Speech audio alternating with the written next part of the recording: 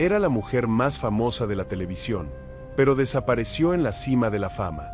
Meses después, fue vista en una aldea humilde, cargando barro con un niño indígena en brazos. Nadie lo entendió, nadie lo aceptó, pero lo que ella hizo cambió el destino de toda una comunidad.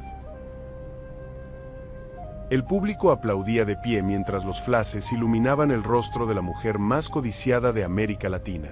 Sofía Herrera, con su vestido dorado, caminaba por el escenario como quien ha nacido bajo los reflectores. Su nombre aparecía en las revistas, sus romances alimentaban las columnas de chismes, y su talento ya le había valido 3 premios internacionales. Pero esa noche, cuando alzó la estatuilla entre lágrimas, nadie notó que detrás de la sonrisa radiante había un alma en silencio, al borde de un abismo. Sofía siempre creyó que había nacido para brillar, hasta que conoció a Elías, un niño apache de 5 años con ojos demasiado grandes para su rostro delgado. La imagen de él, sentado solo al borde de un sendero, abrazado a un pedazo de cuero con plumas, cambió algo dentro de ella. El niño no hablaba, solo miraba. Y fue en esa mirada donde ella encontró todo lo que jamás había sentido en sus romances de película: verdad. La semana siguiente al premio, Sofía desapareció, sin avisar a la prensa, sin despedirse de sus fans. Solo dejó una carta para su representante que decía: no me busquen. Encontré algo que vale más que todo el mundo. La noticia se esparció como fuego. Algunos decían que se había vuelto loca. Otros, que había sido secuestrada, pero nadie imaginaba la verdad. Estaba en una aldea olvidada del norte de México, en una cabaña de barro, durmiendo junto a un hombre que la llamaba Luz, Tauli, el padre de Elías. Tauli era un guerrero viudo, no un guerrero de armas, sino de silencios. Sus ojos cargaban el dolor de quien perdió a su esposa en el parto y tuvo que criar a su hijo con sus propias manos, lejos de un mundo que rechazaba a su gente. No entendía por qué una mujer como Sofía había elegido ese lugar, ese niño, esa vida. Pero cada vez que ella peinaba el cabello de Elías al atardecer, sonriendo con el rostro manchado de barro, lo comprendía. Era amor. Y el amor no se entiende, solo se vive. Los días allí eran lentos, pero intensos. Sofía aprendió a moler maíz, a coser con las abuelas, a bailar en los círculos alrededor del fuego. Por las noches, escuchaba historias de los ancianos, sobre espíritus del bosque y mujeres que descendieron de las estrellas. Poco a poco, dejó de ser la estrella del cine, para convertirse en la estrella de la aldea. Pero algo dentro de ella aún temblaba, porque el mundo que dejó atrás, nunca deja de pasar factura. Una mañana, mientras recogía flores silvestres con Elías, escuchó a lo lejos el sonido de neumáticos sobre el camino de tierra. 2 hombres con traje y corbata bajaron de una camioneta negra. Uno llevaba una carpeta en la mano. El otro, una mirada dura. «Señorita Sofía Herrera», preguntó el mayor, ajustándose las gafas oscuras. «Tenemos una orden judicial. Es sobre la custodia del menor». El mundo, al fin, había encontrado el camino de regreso. Sofía sintió que el suelo desaparecía bajo sus pies. Elías, sin entender, apretó con fuerza su mano, como si presintiera el peligro. Los hombres no sonreían, no explicaban. Solo mostraban documentos con sellos y firmas que parecían decir: «Usted no pertenece a este lugar». Uno de ellos, el más joven, miró a Elías como quien analiza un objeto.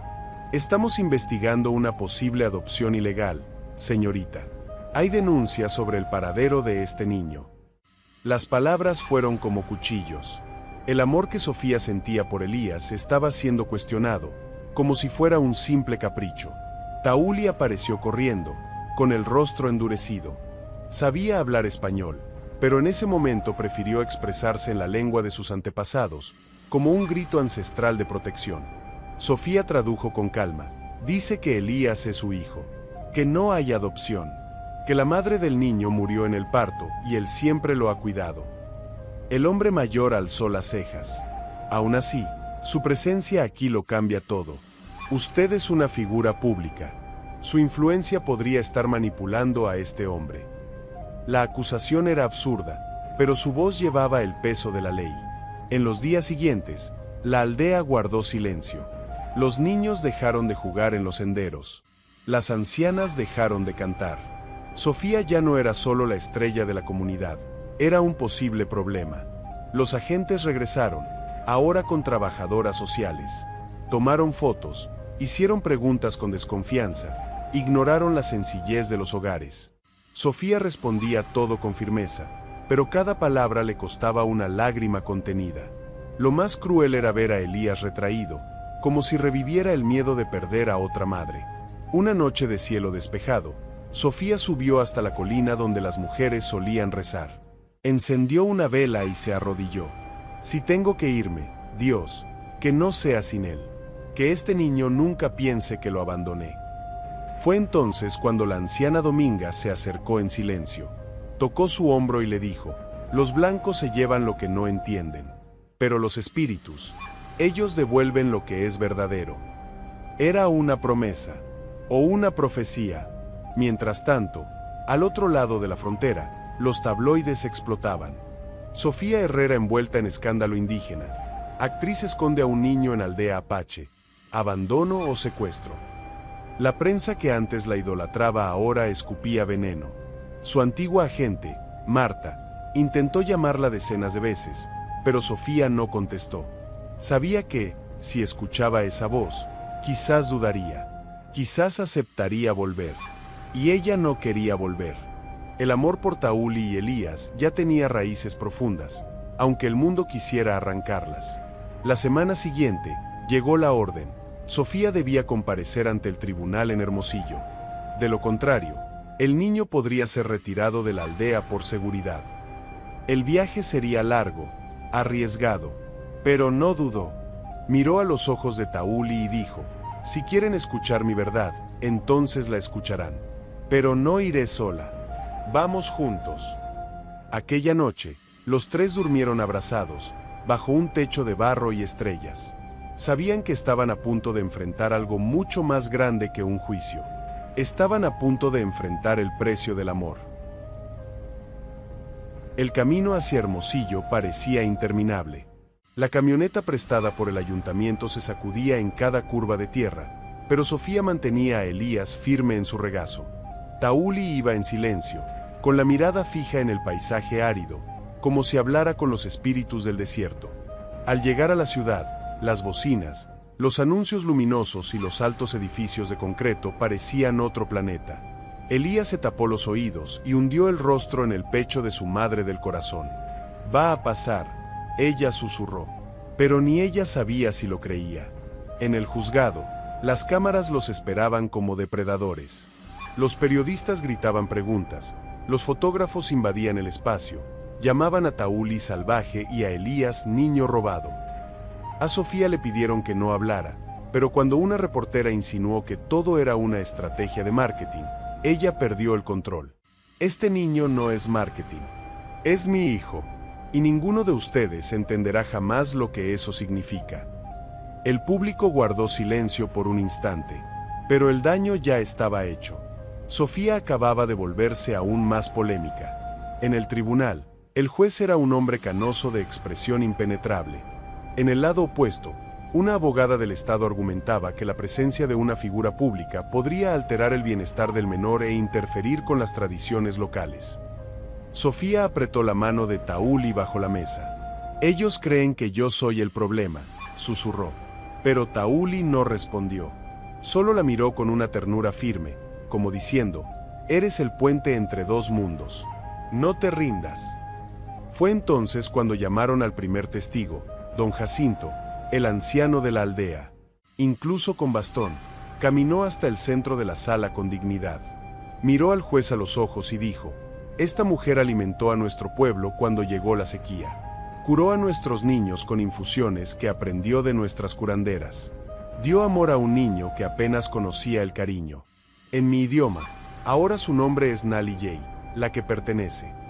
Un silencio profundo invadió la sala, y esta vez, nadie se atrevió a interrumpir. Pero el proceso era largo y cruel.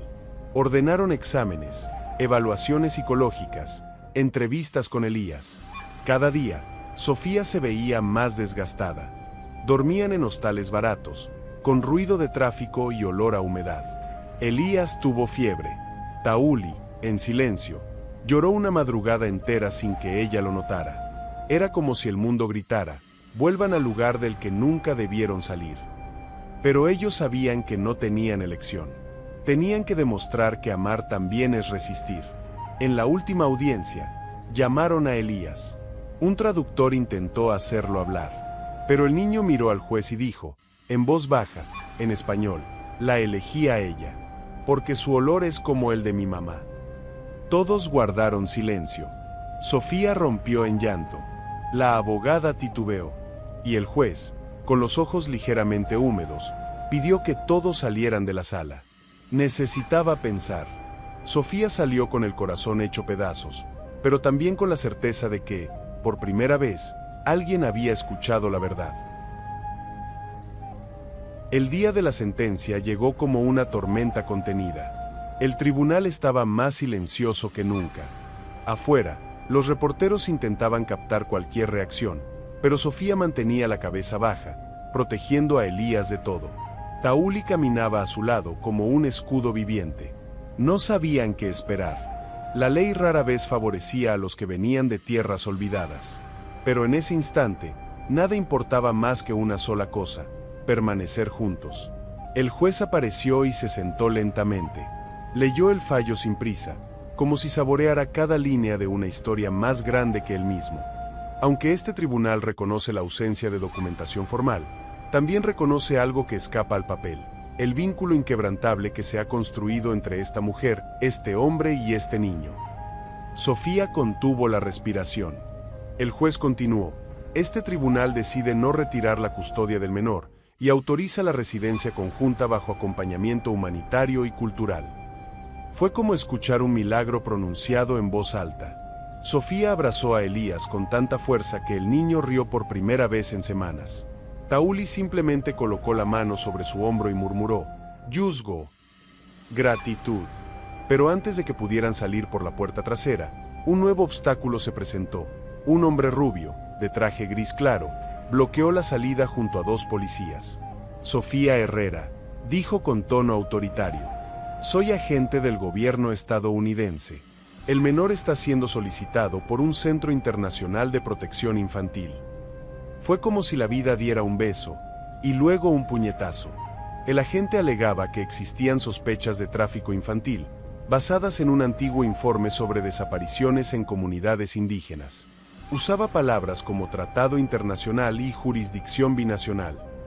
Sofía, sin entender del todo, aferró el brazo de Elías y gritó: "Él no es un número, no es un caso, es mi hijo". Pero la fuerza del aparato institucional era brutal. En minutos, se programó una nueva audiencia de emergencia. Los sueños apenas habían sido rescatados, y ya estaban nuevamente en peligro. Fue entonces cuando Marta, su antigua representante, apareció en el tribunal, vestida con sobriedad y mirada decidida. Sofía abrió los ojos, incrédula. "¿Qué haces aquí?". Marta respondió con la voz quebrada, reparando lo que ayudé a destruir. Traía un sobre, registros, imágenes, videos, pruebas de que Sofía vivía en la aldea desde hacía meses, voluntariamente, sin cámaras, sin contratos. Un dossier que demostraba que aquello no era un espectáculo. Era real.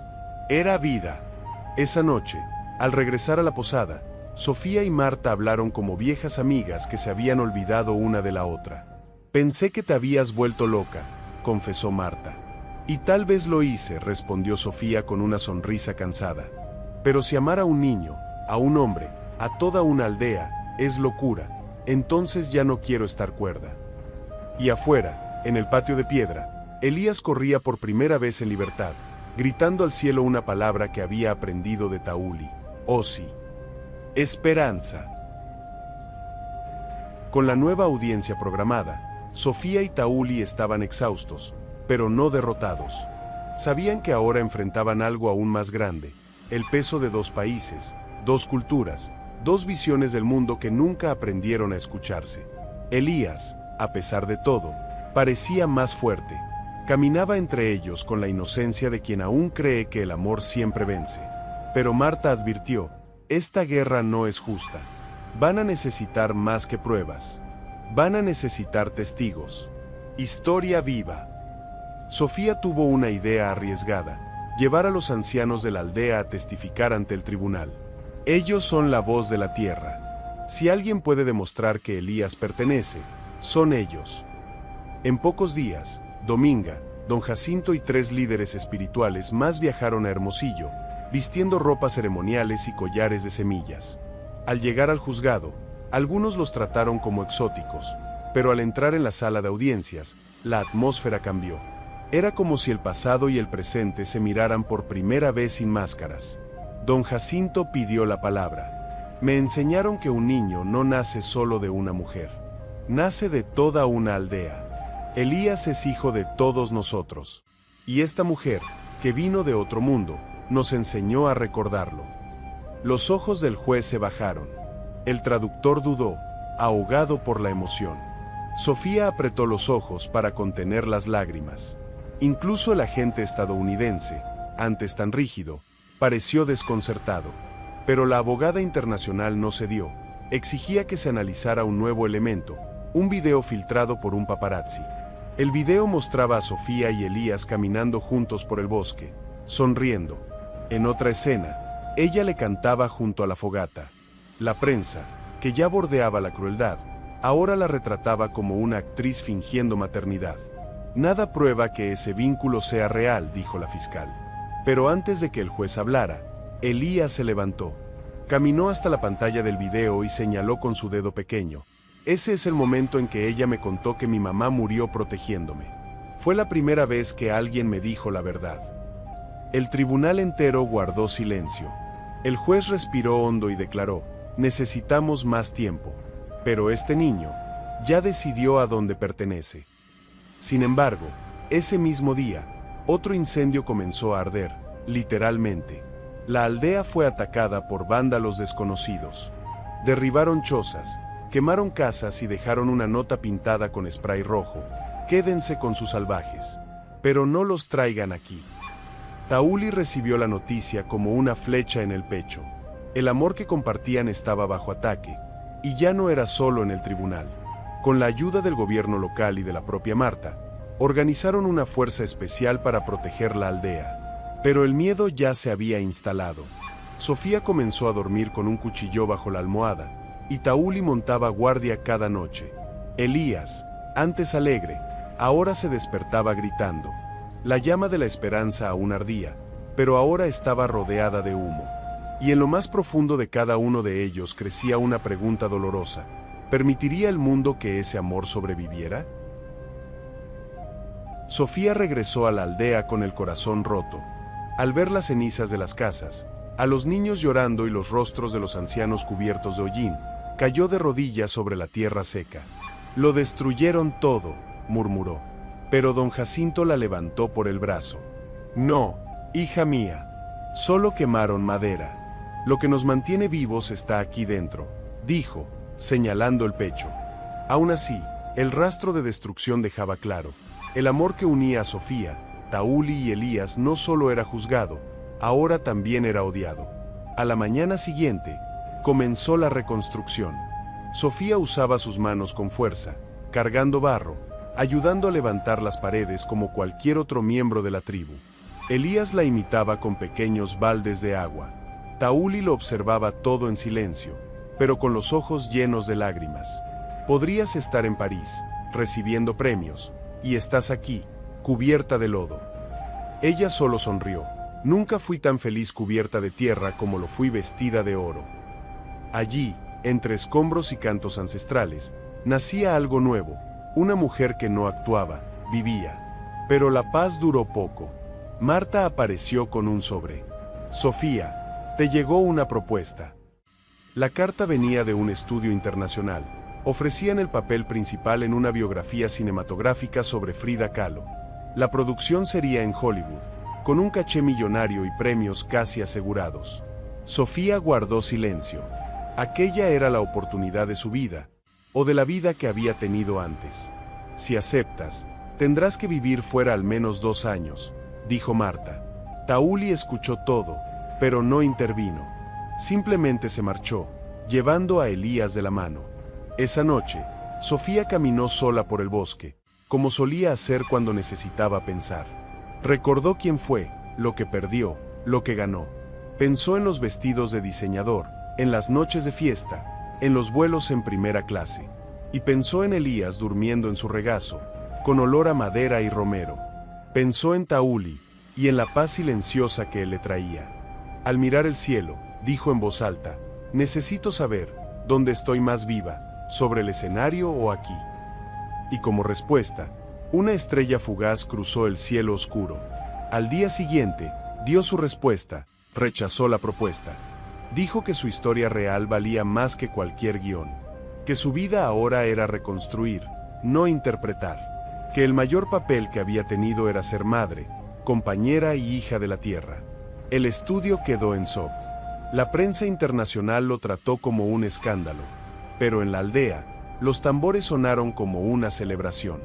Sofía había elegido quedarse, no por sacrificio, sino por amor. Amor verdadero, amor que no cabe en una pantalla de cine. Ese mismo día, Elías la llamó, por primera vez, mamá. No fue en un gesto teatral, ni en un gran momento. Fue simple. Ella cortaba leña, sudada y cansada. Cuando él se acercó, la abrazó por la espalda y susurró: gracias, mamá. Sofía cayó de rodillas, con las manos cubriéndose el rostro, llorando como nunca había llorado en un escenario. Y en ese instante, lo supo. No importaba lo que viniera después. Ya había ganado. Pocos días después de la decisión de Sofía, un equipo de documentalistas llegó a la aldea. A diferencia de los paparazzi, vinieron con respeto, autorizados por los ancianos. Querían contar la historia de aquel amor improbable, no como un espectáculo, sino como un símbolo. Sofía dudó. No quería volver a estar frente a una cámara. Pero Dominga le dijo: puedes enseñarle al mundo que amar lo diferente es posible, que el puente existe. Sofía aceptó, con una condición: que Elías no fuera expuesto. Ya había sido vitrina suficiente. Mientras tanto, Marta decidió quedarse un tiempo en la aldea. Se enamoró de la comunidad y comenzó a ayudar con alfabetización y talleres culturales. ¿Sabes, Sofía?, dijo una tarde, pasé años vendiendo versiones de ti, y ahora por fin conocí a la original. Sofía rió. ¿Y qué te pareció? Marta respondió sin pensarlo: más hermosa que cualquier personaje que hayas interpretado. Las dos se abrazaron como hermanas que, tras mucho tiempo, finalmente se perdonan. Pero el mundo no olvida fácilmente a una estrella. Un periodista sensacionalista descubrió la aldea e intentó invadir el lugar. Grabó con dron, ofreció dinero a los habitantes a cambio de fotos. Sofía se enfureció. Quieren convertir todo esto en un circo otra vez. Tauli guardó silencio, pero esa noche rompió su mutismo. Si la aldea está en riesgo, tal vez sea hora de partir. Las palabras cayeron como piedras. Sofía abrió los ojos, incrédula. ¿Quieres huir? Y él respondió: quiero proteger. Elías percibió la tensión en el aire. Dejó de sonreír. Dormía inquieto, se despertaba gritando nombres que no conocía. Sofía, al verlo así, comenzó a dudar de su propia decisión. ¿Y si se había equivocado? ¿Y si al elegir el amor, estaba condenando a ese niño al exilio perpetuo? En medio de la incertidumbre, volvió a escribir. Páginas y páginas de pensamientos, preguntas, oraciones. Si al menos mi madre estuviera viva, escribió, tal vez me diría que el amor nunca es un error, que el amor solo es amor si cuesta algo. Fue durante una rueda junto al fuego que Elías pidió la palabra. Todos guardaron silencio. Se puso de pie, con voz fina pero firme. Ya no quiero correr. Me gusta este lugar. Me gusta mi mamá, me gusta mi papá. Y si ellos se van, yo voy a llorar mucho. Fue simple. Y fue suficiente. Don Jacinto levantó su bastón y dijo: la palabra del niño es semilla. Acójanla. Aquella noche terminó con cantos suaves. Pero en el corazón de todos, había una certeza: la decisión debía ser colectiva. Entonces los ancianos se reunieron. Conversaron durante horas. Discutieron caminos, riesgos, secretos. Y al amanecer, tocaron la puerta de Sofía. Nos perteneces. Y si el mundo no puede protegerte, entonces lo haremos nosotros. Nació un nuevo plan: ampliar los límites de la aldea, crear puentes de diálogo, proteger lo sagrado y mostrar solo lo necesario. Sofía miró a Tauli. Él sonrió. Por primera vez, el hogar no sería un escondite, sino una declaración de existencia. La aldea empezó a cambiar, no en su esencia, sino en la forma en que se presentaba al mundo. Se creó un nuevo espacio para recibir a visitantes respetuosos, periodistas éticos, maestros y líderes espirituales. Lo llamaron el Círculo de las Historias. Allí, los ancianos enseñaban, los niños dibujaban, y Sofía organizaba pequeños círculos de lectura con mujeres del pueblo vecino. Lo que antes era resistencia silenciosa, ahora se convertía en educación activa. Marta ayudó a legalizar el territorio como centro de preservación cultural. Con eso, las leyes internacionales comenzaron a protegerlos. Sofía, por su parte, empezó a escribir su propia historia, no para venderla, sino para dejar un legado. Quiero que Elías lea esto algún día y entienda quiénes fuimos. Que sepa cuánto luchamos para que tuviera el derecho de pertenecer.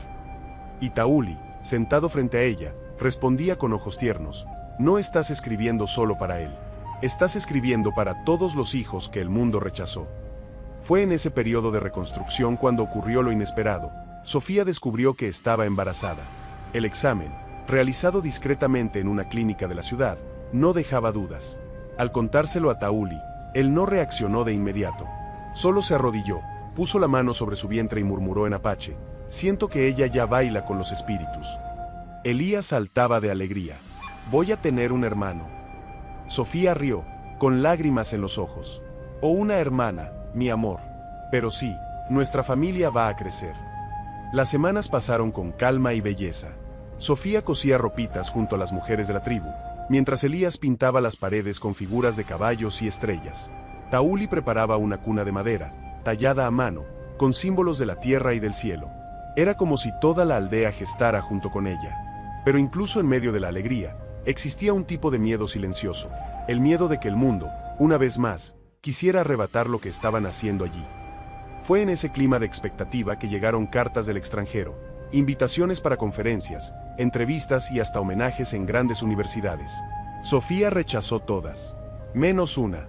Aceptó hablar, de forma anónima, en un congreso sobre raíces y pertenencia en Oaxaca. Subió al escenario con un vestido sencillo, vientre al descubierto, y dijo: fui criada para vencer. Hoy enseño a mi hijo a pertenecer. La diferencia entre ambos es que uno vence solo, el otro nunca camina solo. La audiencia se puso de pie en un aplauso sincero. Al volver a casa, vio a Elías corriendo con una flor en las manos. Es para ella, mamá, dijo, entregando la flor para colocarla junto a la barriga. Sofía se arrodilló y besó al niño en la frente. Tú fuiste el primero que me enseñó lo que es ser madre. Y allí, sobre la tierra apisonada de la aldea, entre pájaros y risas, comprendió, lo que comenzó como una huida, se había transformado en una fundación. Ya no se trataba de salvar a un niño. Se trataba de salvar lo que el mundo entero había olvidado, el amor sin condiciones. En la madrugada en que comenzaron las primeras contracciones, Sofía estaba sola. Tauli había salido con don Jacinto a buscar hierbas medicinales en una aldea vecina. Elías dormía profundamente al lado de la cama, abrazado a su manta favorita. Sofía intentó no hacer ruido, pero el dolor venía en oleadas. A pesar de haber actuado tantas escenas en películas, ahora era real. Era sangre, sudor, miedo, y por primera vez desde que llegó a la aldea, se sintió verdaderamente frágil. Marta corrió para ayudarla. La aldea entera se movilizó. Las mujeres rodearon la casa con cantos antiguos, velas y hojas ardientes. Dominga le susurraba al oído: la niña siente lo que tú sientes. Piensa en la luz. Sofía lloraba, no de dolor, sino de gratitud. Nunca imaginé dar a luz rodeada de amor verdadero. Mientras tanto, Elías despertó y le tomó la mano. Todo va a salir bien, mamá. Fueron horas intensas, hasta que, al amanecer, el llanto de una niña llenó la aldea como un nuevo canto. Tauli llegó poco después, cubierto de polvo y hojas. Al ver a Sofía con la bebé en brazos, cayó de rodillas. Tocó a su hija con reverencia. «Se va a llamar Lumina», dijo, «porque nació en medio de la oscuridad, trayendo luz». Sofía lo miró con ojos cansados, pero llenos de paz. Entonces que nunca olvide de dónde vino. Pero el destino, caprichoso, aún guardaba cartas bajo la manga. Un coche negro se detuvo a la entrada de la aldea. De él bajó la madre biológica de Elías. La noticia cayó como un rayo. La mujer, de aspecto desgastado y ojos hinchados, decía haber escapado de una red de trata que la mantuvo en cautiverio durante años. Había descubierto por los medios que su hijo estaba vivo, y prometía recuperarlo. A Sofía le faltó el aire. Elías, confundido, solo miraba de una a otra. «Ella es tu verdadera madre», susurró Marta. Pero para Elías, la palabra mamá ya tenía otro rostro. Un rostro que lo despertaba de las pesadillas y le enseñaba a plantar girasoles. Los ancianos se reunieron una vez más. La situación era delicada. La mujer tenía derecho a querer a su hijo. Pero Elías ya no era solo sangre, era memoria, era afecto. Sofía se sentó con ella, con el corazón abierto. Escuchó su historia, sus lágrimas, sus pérdidas. Y entonces tomó la decisión más difícil de su vida. «Si quieres conocerlo, serás bienvenida. Pero no volveré a llevármelo. Él tiene raíces aquí. Y ahora, tiene una hermana». La mujer, con los ojos llenos de lágrimas, simplemente asintió. En los días que siguieron, ocurrió lo impensable. 2 madres compartieron la infancia de un mismo niño. Elías decidió llamar a una mamá y a la otra mamá de antes. Ambas lloraban, reían, compartían historias. La aldea, antes escenario de tantos choques, se convirtió en símbolo de reconciliación. Sofía observaba todo aquello y susurraba a Lumina: «Naciste en medio del caos, y trajiste orden. Naciste entre incertidumbres, y nos diste fe». Y en ese instante, lo supo: el amor, cuando es verdadero, siempre encuentra espacio para más. Han pasado 5 años desde el día en que nació Lumina. La aldea, antes herida, ahora florecía como nunca antes. Se plantaron nuevos jardines, la escuela recibió una biblioteca con libros donados por universidades, y el Círculo de las Historias se convirtió en una referencia internacional. Sofía, ahora con el cabello ligeramente encanecido y las manos firmes de quien ha construido con la tierra, caminaba por el sendero principal junto a Elías y Lumina, ambos sonrientes. Era un día especial. Elías celebraría su ceremonia de paso a joven de la comunidad. La madre biológica de Elías, ahora llamada Rosa, había decidido quedarse en la aldea. Eligió reconstruir su vida allí, ayudando a otras mujeres víctimas de violencia a encontrar refugio. Sofía y ella crearon un lazo raro, hecho de respeto, dolor compartido y amor dividido. No importa quién lo dio a luz. Lo que importa es quien nunca soltó su mano, decía Rosa. Elías, por su parte, contaba en sus redacciones que tenía 2 madres y un padre guerrero. Era su verdad, y nadie lograba avergonzarlo por ello. Tauli se convirtió en un líder aún más respetado. Sus palabras eran citadas en encuentros indígenas de distintas regiones. Pero nunca perdió la sencillez. Cuidaba de la tierra, del fuego, de los hijos. A veces miraba a Sofía y decía: «Aún no entiendo cómo el mundo te dejó escapar hacia nosotros». Y ella respondía: «Porque el mundo no sabe lo que es un hogar». Lumina, ahora de 5 años, era hecha de sol y tormenta. Corría descalza, hacía preguntas difíciles y adoraba escuchar las historias de su madre sobre el tiempo en que era una estrella de cine.